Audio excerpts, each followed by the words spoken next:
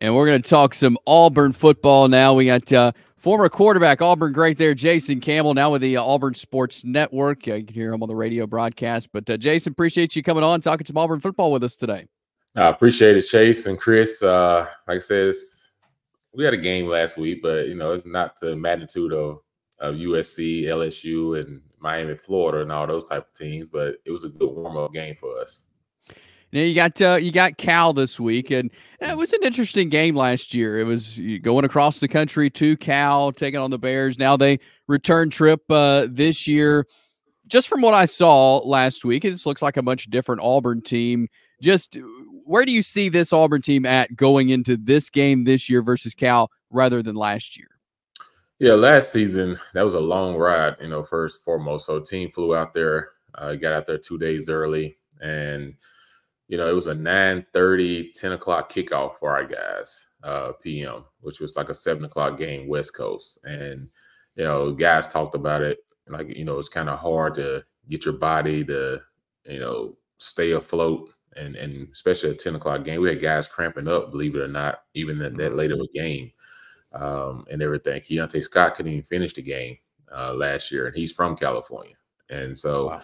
The time change was a huge, huge difference. I think we kind of let them off the hook a little bit, having a 2:30 game, which for them is just like, a 12:30 game because it's only a 2-hour time difference. But it's an early game, not a late game.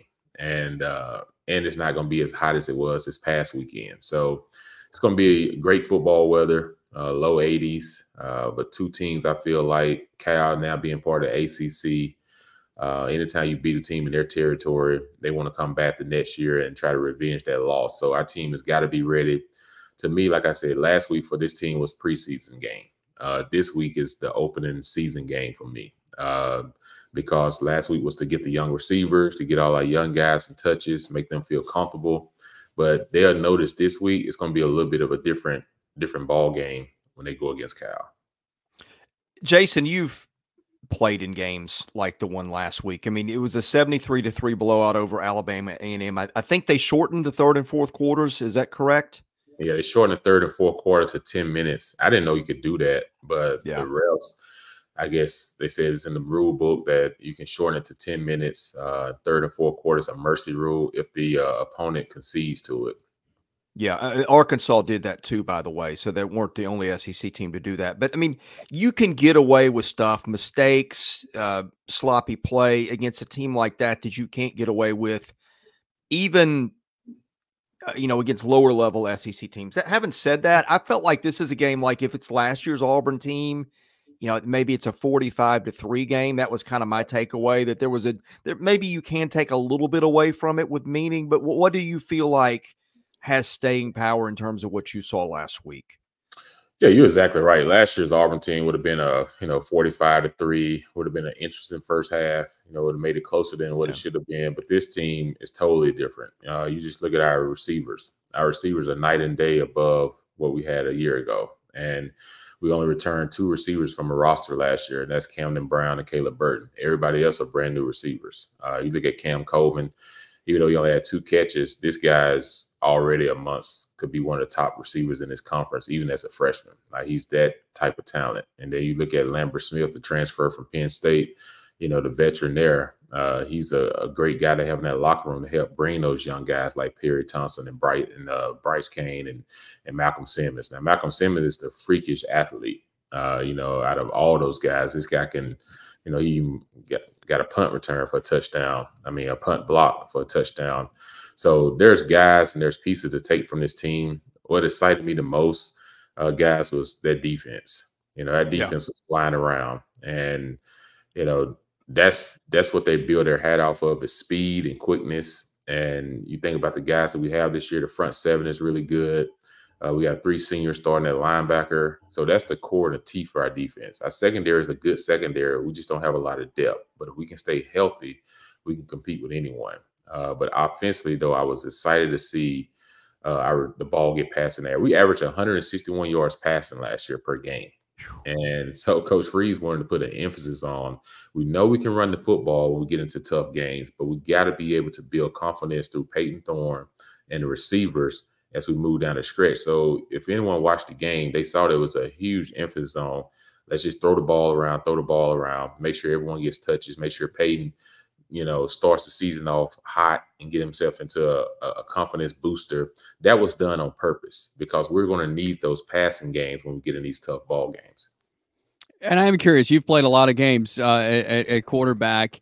What is that like starting the season, getting confidence? How important is that? Just what's the mindset of a quarterback going into a new season and in a year Payton Thorne where he's looking for some improvement? Well, for one, I say this, last year Payton got here in June.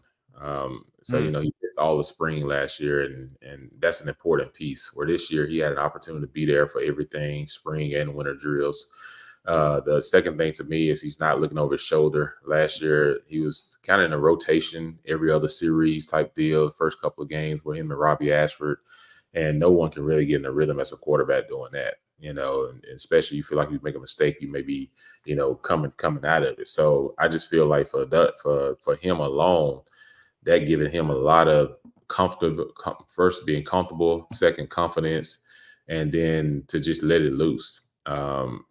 And for him to start off the season with 4 touchdown passes and 0 interceptions, it's a big deal, because now you feel like you're batting ahead in the pecking order. And he got a rush touchdown. So, yeah, a lot of guys got out there and done that against the team we were playing against? Yes, but at the same time, you have to do that as a coach, knowing that Payton was really good at Michigan State. How do we get him back to being a quarterback that he was at Michigan State? And I think a lot of that was what you saw Coach Freeze do the other night. Jason, I heard Hugh Freeze talk in the offseason about how much he and Payton Thorne were on the same page when they watched film and things like that. And Payton just like that picked up on stuff. You were a quarterback in this league at Auburn, obviously in a very good one. When you watch him, where do you see improvements, whether it's decision-making, mechanics, anything where you see him better than he was a year ago? Well, last year we knew he could run, right? So I think last people didn't realize like the athlete that he was, and I think he showcased that last year with his scrambling, with his design runs that they had in the game plan.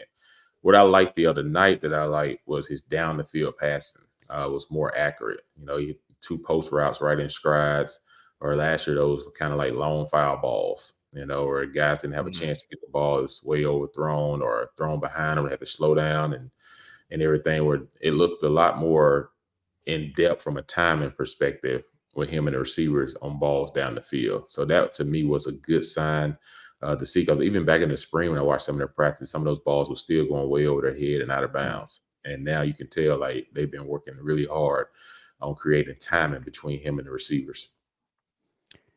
You mentioned defensive personnel a minute ago, and I know, again, against Alabama A&M, you probably can't learn a ton of what Auburn's going to be doing moving forward. They may not have shown a lot, but defensively, how did you see things different with DJ Durkin now leading the defense? Was there anything noticeably different about Auburn's defense with the new staff?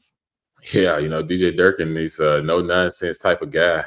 You see him on the sideline just ripping cats. They come off the field after 3 and out, and he's still like just ripping them. That's what makes great defenses. That's what makes guys competitive, because he knows the same thing you just said, Chase. You can get away with a lot of things against Alabama A&M, but you won't get away against, Arkansas, Oklahoma, Cal, Bama, Georgia, all these other teams that when your schedule continues to go and continues to get harder, those little things can catch up with you. So he's constantly honing in on these guys on the little things and being in the right place at the right time. And I think his biggest pickup this offseason was Dorn, the linebacker from Duke. Like, he's very smart. He's intelligent. He helps gets everybody lined up on defense. He's a great leader. And then you put him with Eugene and on that defense as well with Austin Keys, 2 other linebackers. Like, that linebacker core is really, really good. And our biggest question mark coming into this season was, after you lose Justin Rogers, you lose Marcus Harris and some guys off the defensive line, was what was Auburn's defensive front going to look like this year? And I think they answer that because you go through spring ball and you say, okay, you had Gage Keys, you got Trill Carter. Gage Keys came over from Kansas. Trill Carter came over from Texas. So you're saying, okay, we got 2 guys up front. But you go through spring and say, this is not going to get it done completely in the SEC. We need to get more and add more depth. So then at that point, you go out and you get a defensive lineman from Arkansas State and Keyron. You go get him, and then you go get Isaiah Raikes, from USC to come in that Coach Durkin had coached before. And then you go and you get Philip Bleedy, the big-time defensive tackle from Indiana. Now, you got those three guys, and you plug them into the other two guys that you brought in the spring, along with Malik Blockton and some of these freshmen that are highly touted. Now you give yourself a great rotation, which I saw the other night. We was able to rotate guys in and not miss a beat. That's going to be a key, and we'll see how much of that continues this week against Cal. Jason, I'm looking at the tackle sheet from that game, and obviously in a blowout like that, you get some guys a lot of time that maybe they wouldn't get otherwise. But I'm looking like Sylvester Smith, what, 4 tackles in the open? I think that's one more than he had all last year. Robert Woodyard, guys like that maybe weren't household names coming into the season. Give me a couple names on that defense that you think are going to really pop by season's end. Yeah, you mentioned Sylvester Smith. Sylvester Smith was a redshirt freshman last year. He came in, he's a guy with a lot of talent. He can talk his way to anybody's room. He's just that type of kid. To see him out there making plays, we're going to need to count on him in the secondary this year from a depth perspective. Just because he has that kind of talent, but he's one of those redshirt freshmen. Jay Crawford, another highly touted true freshman this year. That we got out of Atlanta, Georgia, this past signing class. He's going to have to play a lot for us at that defensive back spot, coming in with the second group of guys, spelling his starters sometimes. He's a guy that's got to show up big for us. You talk about Champ Anthony. Champ Anthony is another one that he's placed a nickel star position, they call it, on this defense. Champ was used to playing a little bit of safety. Now he's his second year here from JUCO, and now he's going to line up in the slot. He's a longer nickel guy. I think that's going to help us in that area. But getting Jerrin Thompson from Texas was a huge get at the safety position. He's come in here and he's instantly become one of the leaders on that defense. And he's going to be the catalyst back there in the secondary. But Keionte Scott, made no mistake about it, he's the one that controls that secondary. He's the one that get those guys going. He's also our punt returner. But there's a lot of young guys. Kayin Lee, last year, started his first 3 games of the season as a freshman while Nehemiah Pritchard was hurt, and played the rest of the year coming in and out. He's now a full-time starter in his true second year here. So there's a lot of young guys in that secondary that we're going to have to depend on. Some of them got experience last year, some of them didn't. Like Sylvester Smith, he didn't. He played in the bowl game. That was about it. This year, he comes as a redshirt freshman, and he's a guy that I think a lot of people can keep an eye on. He's going to help us a lot. I'm curious, Jason, when I look at the Auburn schedule, this is, I don't know if I've ever seen a schedule like this. First 5 games at home, 3 on the road, back at home for 3, and then you end the season on the road. I feel like it's hard after the first 5 games of the season. It's going to be kind of hard to get in a rhythm of playing at home. It's a bizarre schedule. Yeah. It's people look at that and they say, oh, it's great. You get 5 home games in a row. It's actually kind of hard because you got to recruit. You got to bring in recruits for 5 weekends straight, and then on top of that, you have to, these guys haven't been on the road yet. And by the time you get into the teeth of your schedule, we think about 3 road games at Georgia, at Missouri, at Kentucky. That's not an easy gauntlet. And then you come back home against Vanderbilt, A&M, and I think we got 1 more game in there. And then you go play Bama. So I think in 2022, we had 5 straight home games. I think that might have been the last time. I don't know why the SEC keep giving us 5 straight home games, but but it's the second time in 3 years this has happened. Coach Freeze has made it known that he had nothing to do with it. That this was put out by the conference, especially with the conference realignment this year. That's why we ended up with 5 straight home games. I think a lot of teams would kill for that schedule, but yeah, that is an odd thing. You don't see that often. Back to offense, so for a minute, I mean, Hugh Freeze is probably got to be the guy that's happiest about what he saw week 1. But behind that, I think it would have to be Jarquez Hunter, who, he has put up some numbers with teams going, hey, I don't know that we respect your passing game. If they can do that, how good a back is he going to be this year? Yeah, you talk about Auburn last year, right? Rushed for over 200 yards against Georgia. One of the most stout defenses in college football, and then did it again against Bama. in the Iron Bowl. So you talk about two defenses that known and build themselves off of stopping the run. We rushed the football very well against them. The problem was we struggled in the passing game. And Jarquez has got to be sitting there feeling good, even though he only had like 4 touches. He's got to be sitting there feeling good about himself. Like, I came out of this game fresh. I barely touched the field a little bit. And now my season really starts this week against Cal.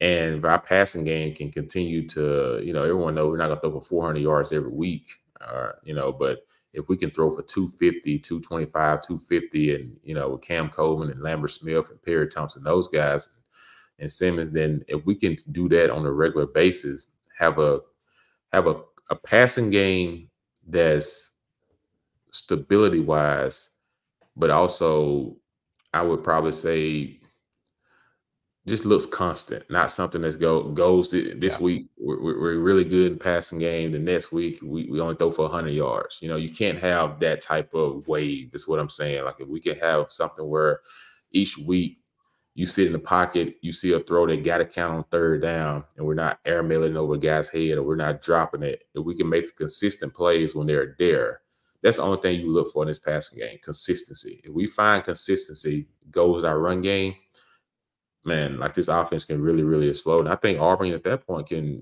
find themselves at least at the end of the year, maybe in the top 12 if they can get hot. Yeah. Should be interesting. Should be fun this week. Auburn and Cal down at Jordan-Hare Stadium. Jason Campbell, really appreciate you coming on, talking some Auburn football with us for a few minutes. Hope you enjoy this weekend. We'll catch up with you again soon, but thanks for coming on today. I appreciate it, guys. Thank you for having me. Thank you.